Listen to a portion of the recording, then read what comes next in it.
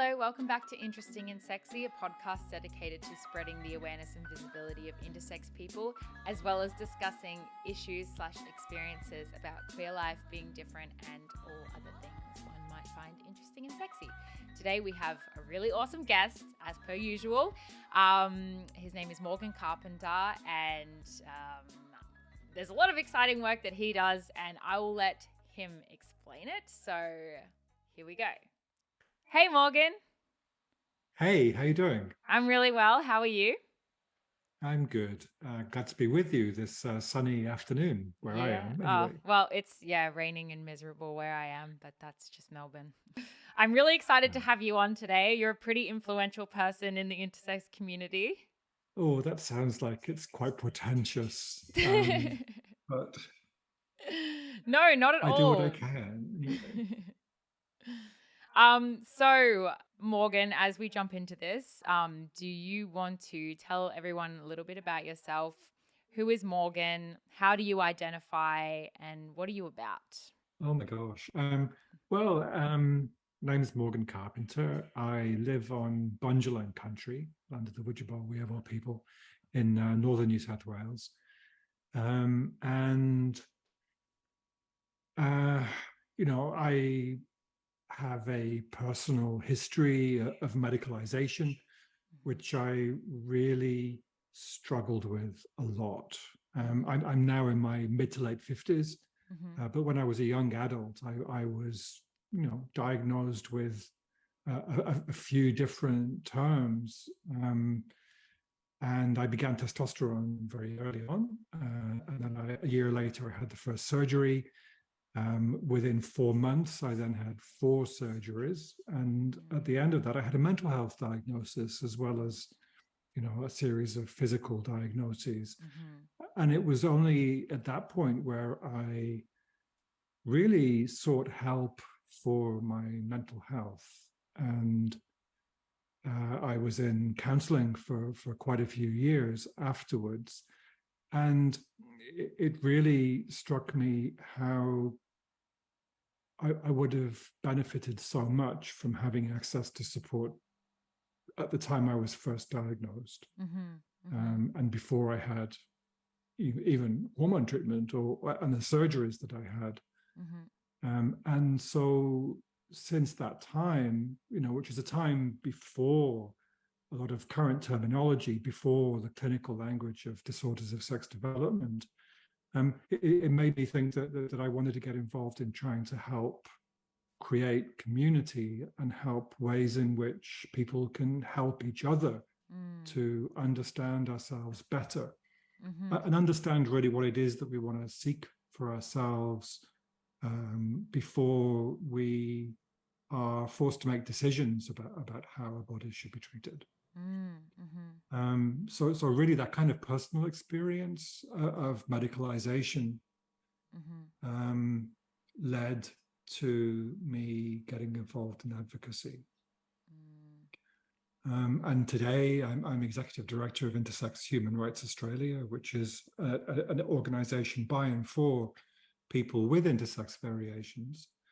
And we are actively working to promote health, and better health outcomes, and attention to the kind of human rights implications and ethical implications of treatment, Mm-hmm. to help make sure that people can make better decisions, Mm-hmm. and they're not pushed into decision making that people might regret or don't align with how they want to understand themselves. Mm-hmm. Mm-hmm. Um, so I also study. I'm currently nearing completion of a PhD in bioethics at the University of Sydney School of Public Health.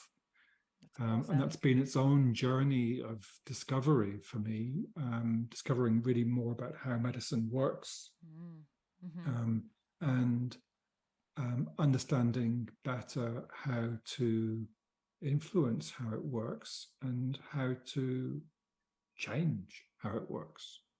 Yeah. That's really, really powerful. Your journey of discovery, I guess, started quite a few years ago, and Yeah. it's taken you on a pretty epic life route. It has. It changed. It changed the things I work on, the things I study.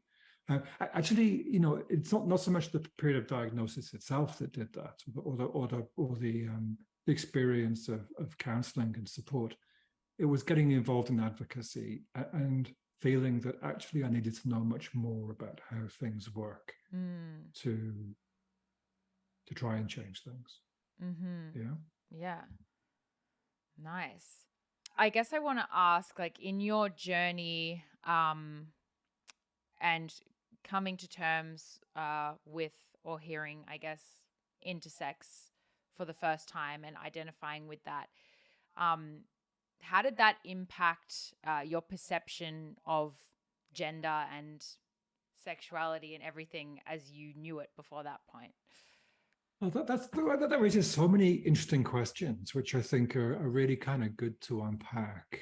So, because I was a young adult, I already had an understanding of who I am, and who I have relationships with, and I understand myself, I guess, as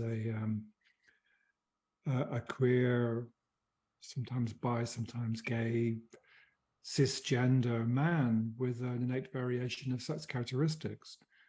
And the language of identity, when we talk about intersex, is a really interesting notion to unpack. I mean, when we talk about identity and intersex, what does that mean to you? Because I'm interested in understanding where you're coming from when you're using that language. Yeah. I mean, I feel when I got the word intersex, and I know this isn't the same for everybody. Like, some people don't identify with the term intersex, but I felt like it really answered a lot of my anxieties that I had about my the diagnosis of my actual, like, complete androgen insensitivity syndrome, and Yeah. my feelings of people telling me, or the doctors being like, oh, don't worry, you're still a woman, like everyone's going to still think you're a woman, and you don't have to tell anyone because you can hide it, or and then when I That's really interesting, isn't it? Because it's like you're a woman, and most people will think you're a woman, but some people won't. And like you can tell people, you can conceal it, or you can disclose. And there's also a notion in what you're saying that you can identify with intersex, or you might not. yeah And you might have the same biological trait. yeah So what is intersex? What if we're talking about it as an identity? And I mean, I don't know whether this is your experience as well, but for me, when I was given the word intersex by a clinical psychotherapist, actually a psychotherapist, clinical psychologist, back, mm-hmm. 20 more years ago, a Mm-hmm. long time ago. And that was not a revelation in terms of my identity, but it was a revelation in having a word that could help me to find other people. Nice. Yeah. And it was that experience of finding other people, back online back then, that actually helped me to understand that I wasn't alone, and there are other people struggling with many of the same issues about, um, ultimately, not having a word, having a diagnosis didn't change my understanding of who I am, but it really caused me to question who I am. Am I a man? And it sounds like you might have gone through some of the same questions. Am I a man? Does this mean that I should be thinking about myself in other ways? Does it mean that I'm not bi or gay? Does it mean that I'm something else entirely? Should I be thinking of myself as non-binary? I mean, that word didn't really even exist back then. Yeah. So so it did cause me to question who I am, but it didn't actually change who I am. Yeah. And in some ways, I think the counseling and access to other people helped me to understand that many of the problems that I faced were not questions for me about who I am, but actually questions about who the rest of the world thinks I should be. And some of those expectations are really difficult. Yeah. There's an idea that you should want to be as close to quote unquote normal as possible. Yeah. There are ideas that if your body is a bit unusual, then that's got to be bad for you. It can be bad for your mental health. It can be bad in terms of the kinds of stigma that you can experience. And I think those questions are also questions that to me speak of the importance of connection to community, and connection to peers, and the importance of counseling and psychosocial support for individuals and families to deal with that.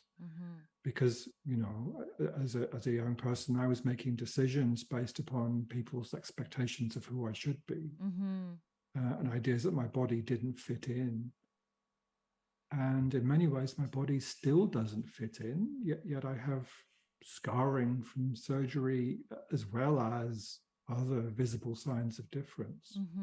So, yeah. So where do we go with that? I mean, I think questions of identity and identification are challenging.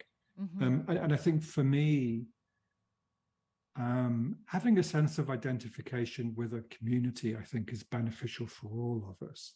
Yeah, absolutely. But talking about intersex as an identity comes with some problems which are difficult to unpack. And they mean that I don't talk about myself as identifying as intersex, and I don't talk about intersex as identity. So, and here's the thing. I mean, because you said yourself, there might be people with the same trait that you have who don't identify with intersex or as intersex. And are they? So what does that mean that we're making of the word intersex? Are we making it an identity, or is it a term that we can use for people with particular experiences of physical difference? And if we're talking about intersex as an identity, how then do we address the issues that face infants and children, and other people who are not community connected, who don't have age or agency to express any identity? Do their perspectives not matter? If we're talking about intersex as an identity, how do we address ethical issues and human rights issues about how infants and children are treated by medicine and in other settings as well? So I don't tend to talk about identity. And I think that that's because some of the key issues that I want to focus on, that we have to focus on in Intersex Human Rights Australia, is the issues affecting people before they have age or agency or community connection. To have that connection with an identity or with a particular word. And I don't care, I don't mind what word people use, whether they want to use the word intersex, whether they want to use a diagnostic term, or whether they want to use a clinical term. Yeah. So it's complex. It raises some really complex, interesting issues. Yeah. And it can get identity language, I think, can get in the way. Sure. Yeah. Well, it's really interesting to have this conversation with you and get your perspective on that. And I think it's a very important perspective that I'm really glad that I'm listening to. And I know that all of the work that you're doing with ERA is really, really huge, and it's kind of tying in with your newfound passion for bioethics and intersex health. For anybody out there listening who doesn't understand bioethics, would you be able to explain the concepts to anyone that might be unfamiliar with how it works? Yeah, sure. I mean, bioethics is it's fun. I mean, really, the clue is in the name. So bio is just a word for life, and Mm-hmm. ethics is about ethics and philosophy. Mm-hmm. So it's really about the ethics of ethical issues that arise throughout medicine and the life sciences.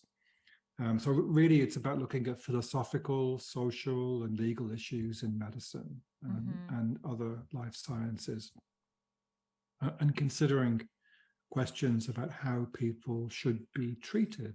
Mm-hmm. Um, so bioethical issues in medicine include questions about what it means to consent to treatment, Mm-hmm. about what kinds of treatment are appropriate or not appropriate. Mm-hmm. And um, bioethical issues, particularly, I think, can be very significant early in life and late in life. Mm-hmm. So, really, medicine is so much about life and death. And those questions raise some quite profound ethical issues for all of us about how we want to be treated and how we should be treated. Mm-hmm. So, yeah, for me, going back studying bioethics was a way in which I could um, learn in a structured way about how medicine works, about the relationship of medicine to law and to philosophical questions, Mm-hmm. like those questions about how people should be treated and what kinds of experiences people should have in medicine. Mm-hmm. And then, I'm studying at the same time that I'm working as the director of a small charity that's promoting the health and human rights of people with innate variations of sex characteristics. Mm-hmm. A lot of our work has been about trying to secure legal protections, Mm-hmm.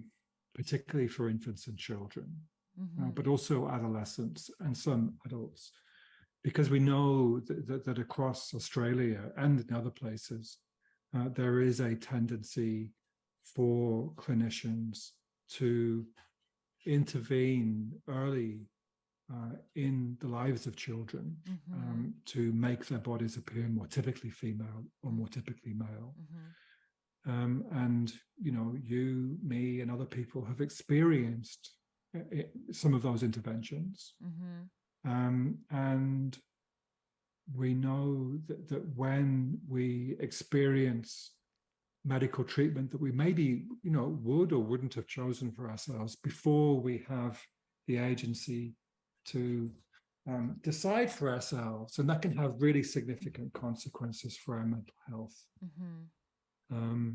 and it can also have very significant consequences for our physical health and well-being as well. Mm-hmm. In my case, I needed hormone treatment Yeah. while I had gonads. But for many people with intersex variations need hormone treatment because their gonads have been removed without there being a very clear Mm. need for them to have been removed. Mm-hmm. Mm-hmm. And yeah, so where am I going with that? I think that there's a lot that we've wanted to change in medicine about how medicine works. Yeah. And bioethics has been a way of trying to understand and articulate those issues in a way that policymakers and clinicians can understand. Mm-hmm. Mm-hmm. Um, so as a I also have a dog on my lap just now. yeah, shout out. What's your baby's name? Her name is Kiva, and she's a 13-year-old Manchester Terrier. Oh. She's good. Yeah, she's She's a really good girl. sweet. I featured my dog in the podcast that I did yesterday. So I got to have a little sneak preview of my dog as well. What would we do Yeah, without our awesome. animals? Look, I love my dog. She's awesome. Yeah, so I am going to ask, in your opinion as a bioethicist, how do you or how should we approach ethical considerations when it comes to the health of intersex people and the interventions like surgeries and hormonal treatments? And what are some guidelines that we should be thinking about to inform the decision making in these cases?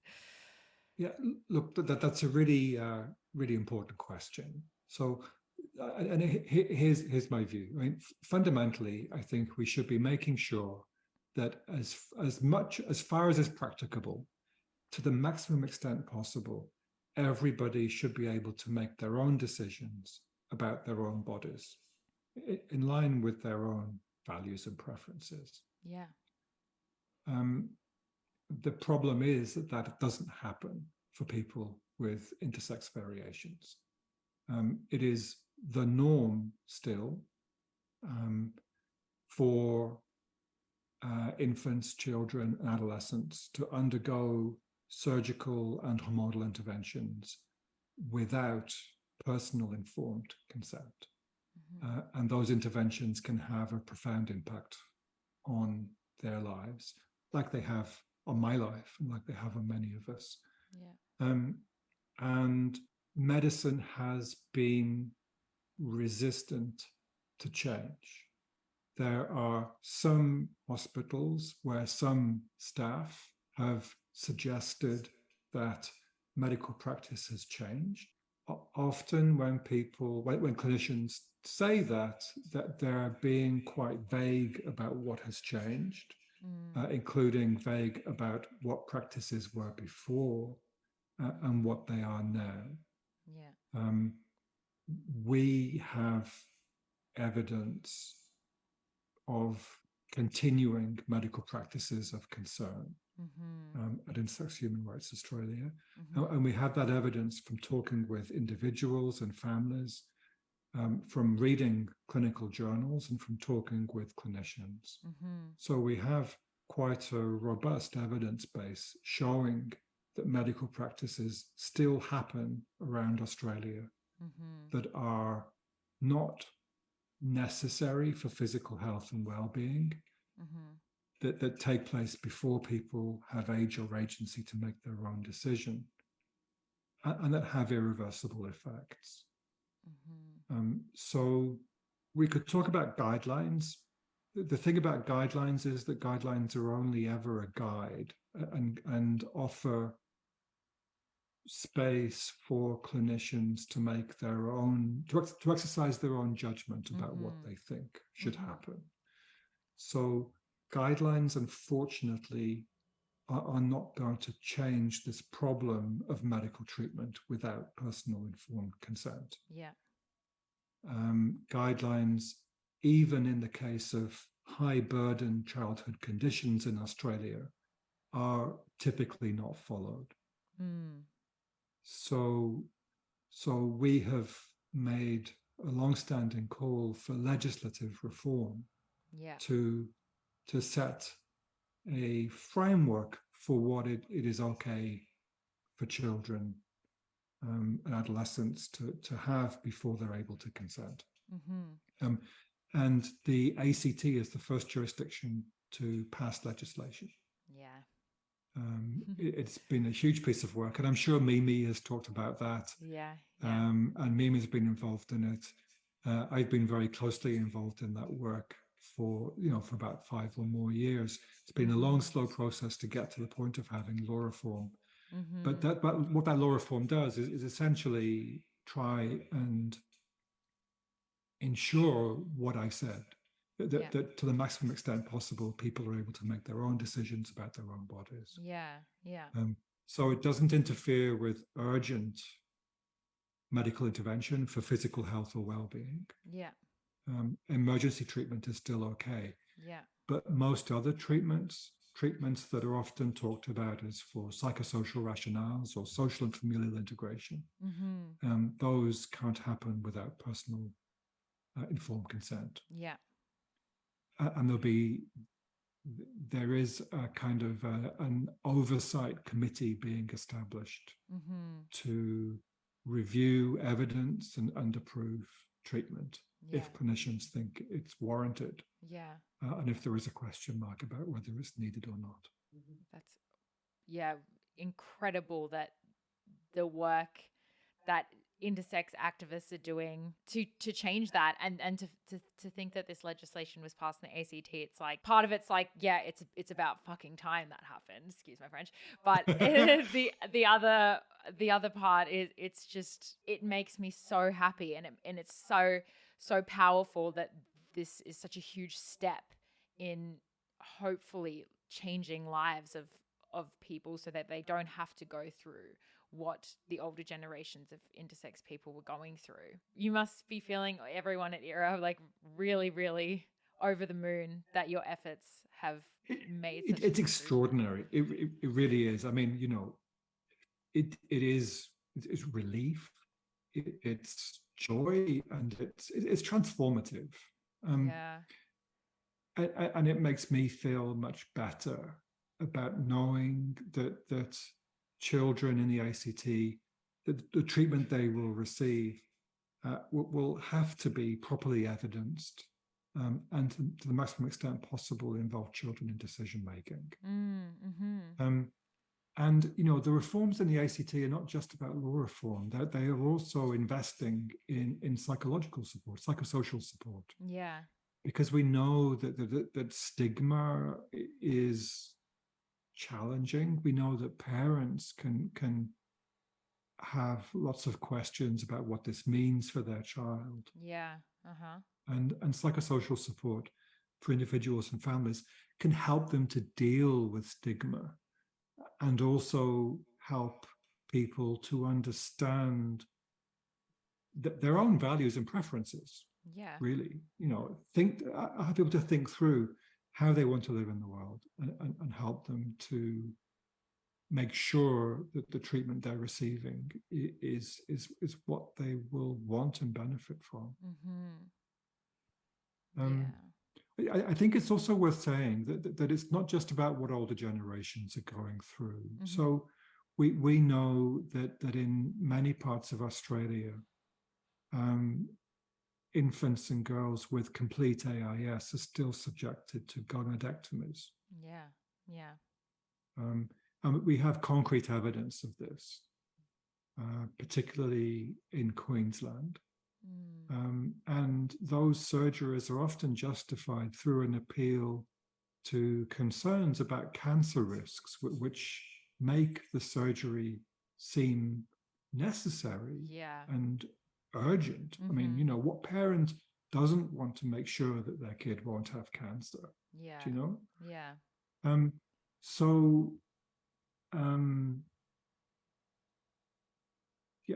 The evidence is that women with complete AIS have an incredibly low risk of cancer. Absolutely. And in many hospitals, there are suggestions that people with that trait no longer should have their gonads removed.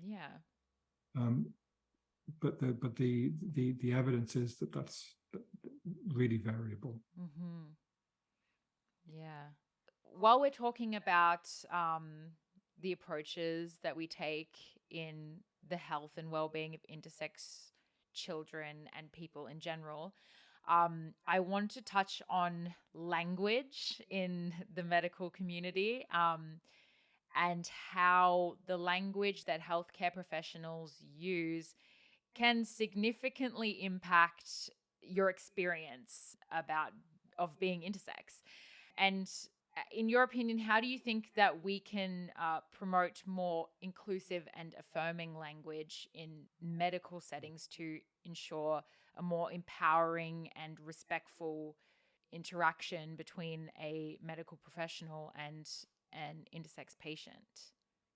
Yeah, that's such a good question. I mean, I think the issue fundamentally is that the kinds of language that different people use is often an illustration of their attitudes towards us and towards other people. Yeah. And I think what concerns me is that language is often used in clinical settings in ways that contribute directly to particular kinds of treatment outcomes that clinicians think is desirable. Yeah. Okay. Yeah.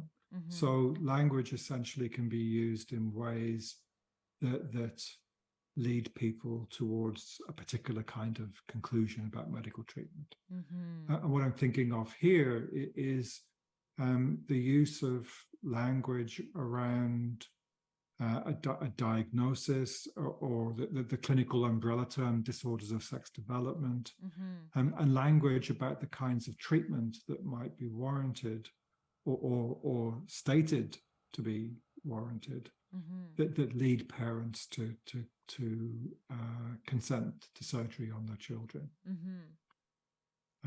So affirmative healthcare has to use better language, or has to at least acknowledge that other people use different language. Like, I don't know where you first came across the word intersex. Was it in a clinical setting or was it somewhere else? I think it was in a clinical setting. So when I was diagnosed, they kind of sent me home with this booklet, a little like pamphlet about CAIS. And yeah, I mean, it was quite lengthy, I guess. Like, it was more than a pamphlet. It was more like a little booklet. And in it, the word intersex was used a few times. And it was, something that it didn't really go too in depth of what it is, but it prompted me to go looking it up online. So I've seen that booklet. Oh, you've seen it? Yeah.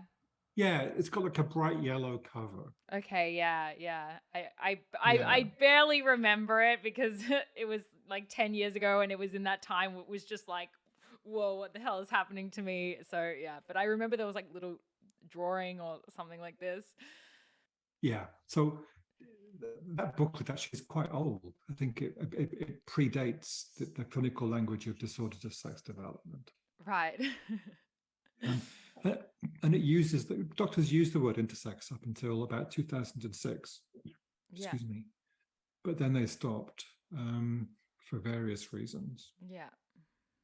But see, having that word, that helped you to get a sense of positive affirmation. Is that really what you're saying? Yeah, definitely. I think because I don't know, I kind of saw it as, it was like the umbrella term of all of the different variations, and I was kind of like, oh, okay, I feel more like there's something happening here, you know. There's a lot of different things under this one umbrella, and like, I'm a part of this.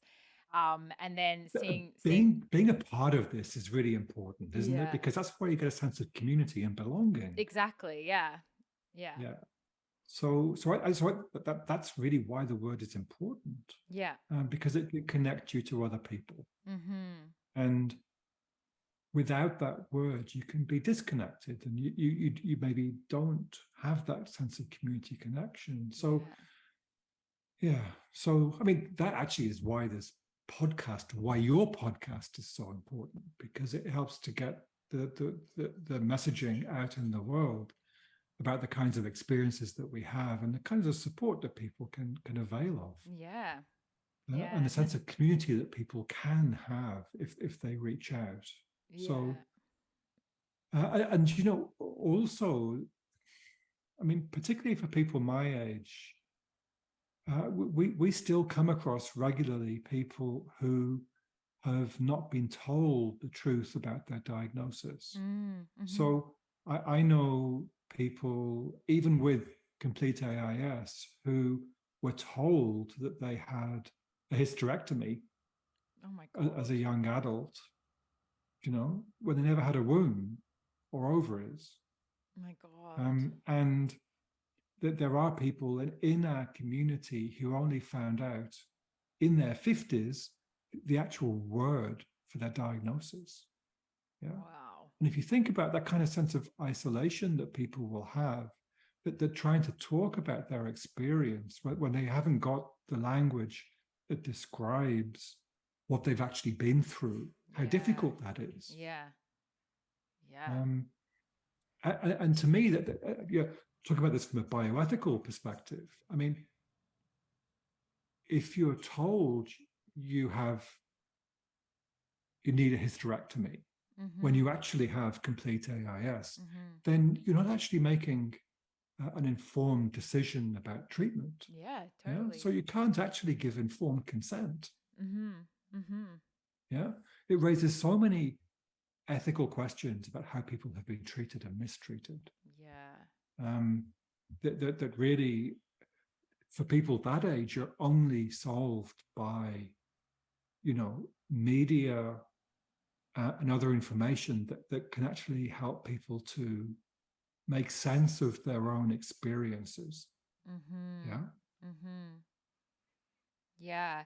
And that sense of community has been such a pinnacle of my intersex journey. And without it, I don't know how I would feel and where I would be.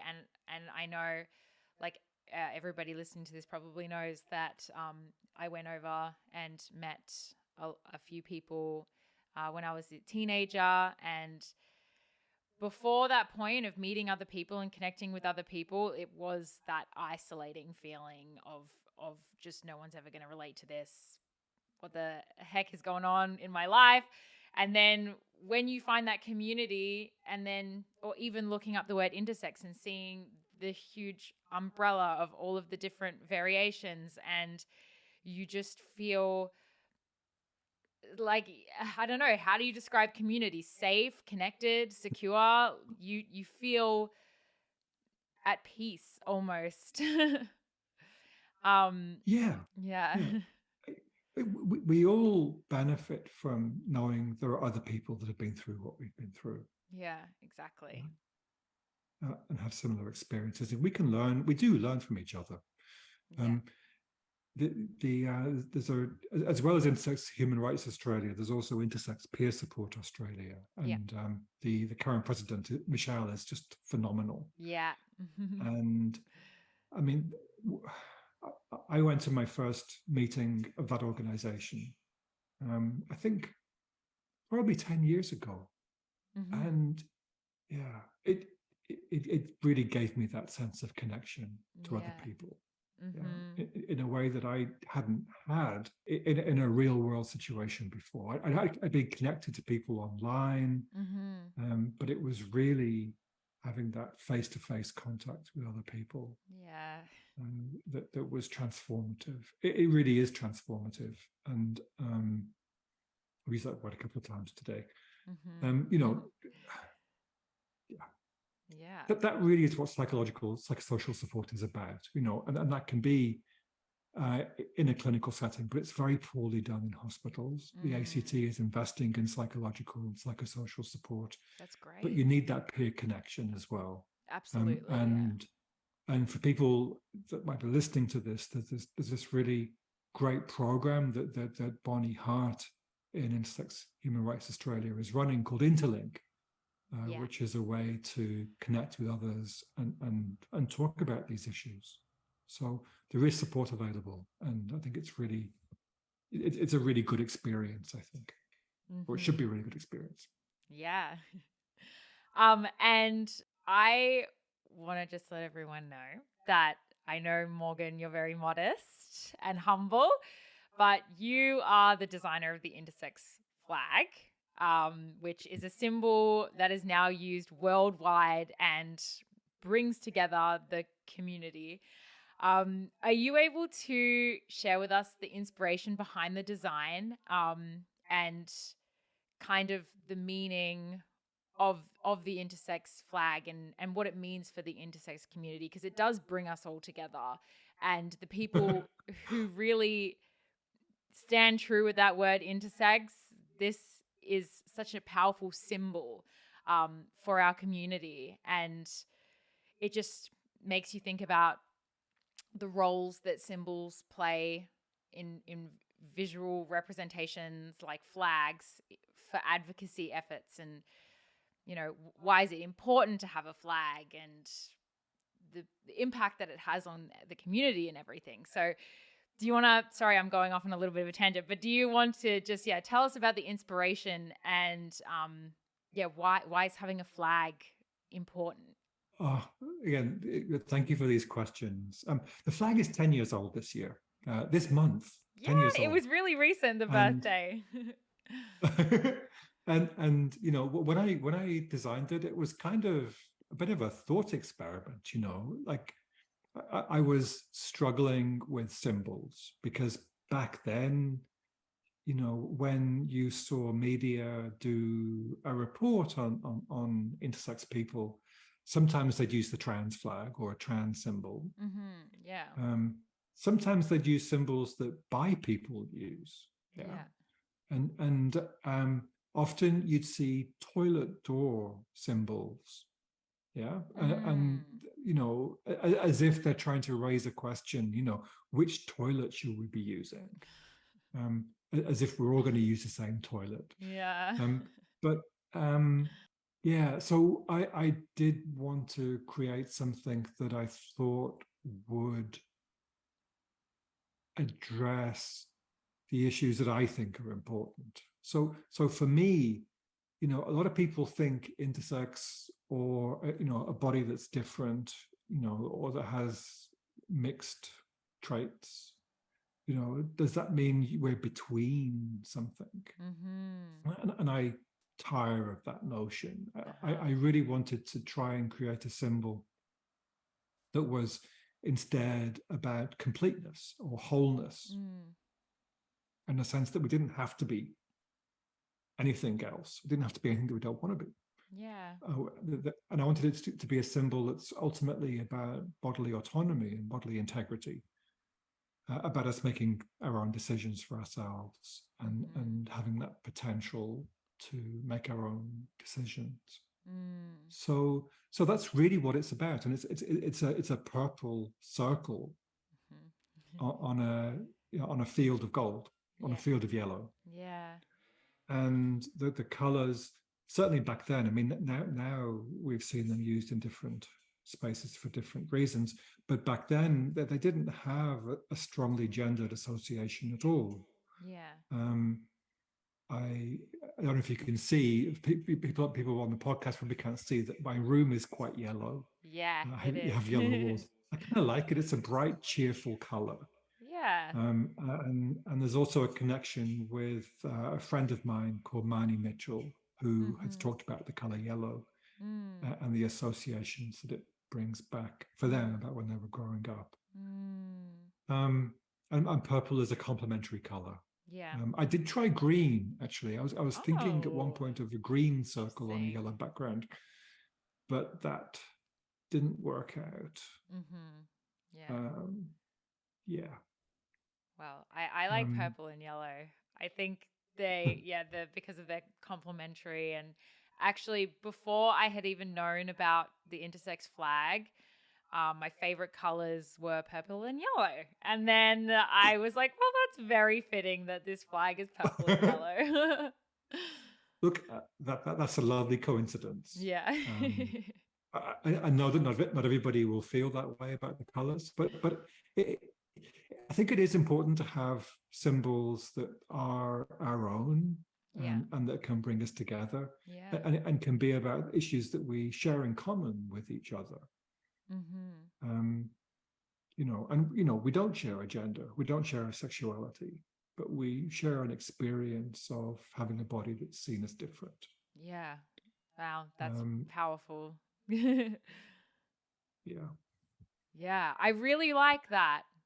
We share the experience about having a body that's different, not the gender or anything like that. Yeah, it's really true.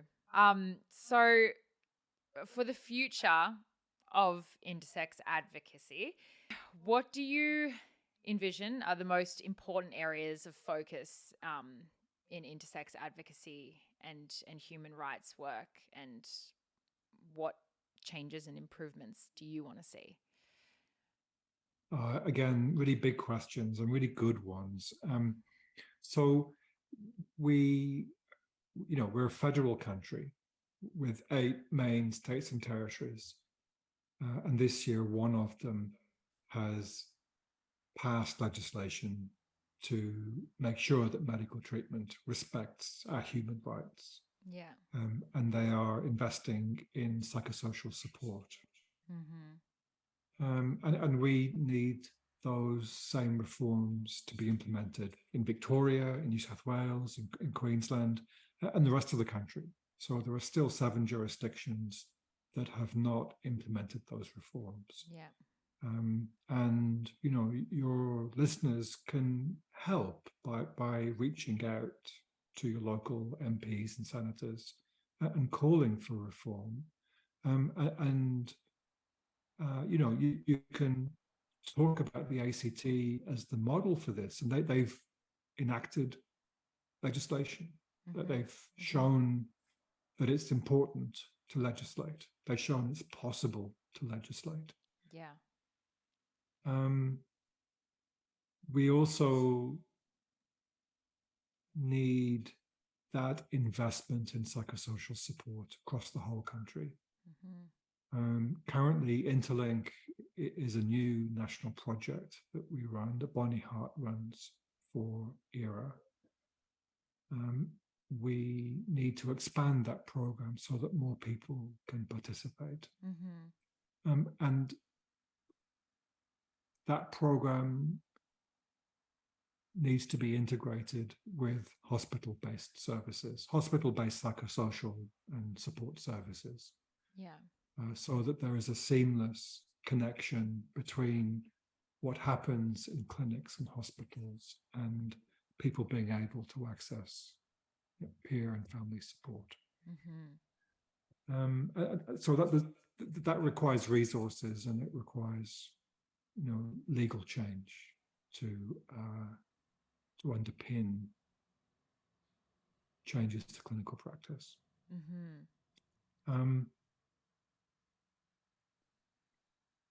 We are also trying to address other areas of healthcare. So we are concerned not only with what happens to children and adolescents, but there is so little data on adult health and well-being. Yeah. And there's a lot that we don't know. We believe, based upon some research almost 10 years ago, that some people have really terrible histories of poverty and limited access to education that give us really significant cause for concern. And we want to know more about that, and we need better data. So we've been trying to work with the ABS and with universities to try and get better data on health and well-being outcomes. And that's an area of significant investment for us as an organization. But we're also about community development, and we're trying to promote ways in which we can help to bring people together. And as part of that, I want to thank you for what you're doing and the podcast that you're providing for people. I think it's a really great way of finding out what's happening, particularly here at home in Australia. Yeah. Well, I'm really happy to do it, and I'm honored to be able to provide a platform for people such as yourself and everyone who is doing such important work, and being able to talk about what you're doing and being able to talk to people about what we should be doing, what we can be doing to help, and what some of the really important issues are that need to be addressed. So I thank you for coming on here and for really just changing the world. That's what you're doing. I know you're very modest and humble, but you really, really are.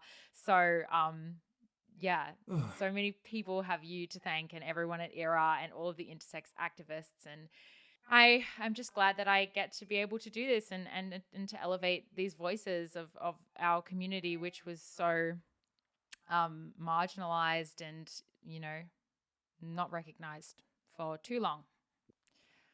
Well, it takes a village. It takes all of us. Yeah. And yeah, thanks for being part of it. Yeah. Of course. Well, yeah, thank you again for today. Like, this conversation was powerful and riveting, and I'm really excited for everyone to listen to it. And is there anything else that you would like to add to everybody? Like, I know you said that people can help by contacting local MPs, so everybody listening. It's a really good thing to know, like what people can do to help. And like, I'm sure like a lot of people want to help, and they just might not be sure like what they can do. So anything else you want to add? Yeah. Oh, good questions. Look, visit us online. Visit the ERA website. Visit the Intersex Peer Support Australia website. Share our stuff on social media and talk about it. We've got some engaging video content and other things that are more challenging, I think, to read. But I think, talk about the issues that we care about. Talk about these issues, about access to good information, about access to peer support, the issues that we care about in terms of legal protections. These are things that you can talk about, and try and respect the diversity of our population, and know, we don't share a gender, we don't share a sexual orientation. We're incredibly diverse. Mm-hmm. Yeah. And it's good to recognize that as well. Yeah. And to think about those issues that we actually care about. Yeah. And share information about that. Amazing. Thank you so much, Morgan.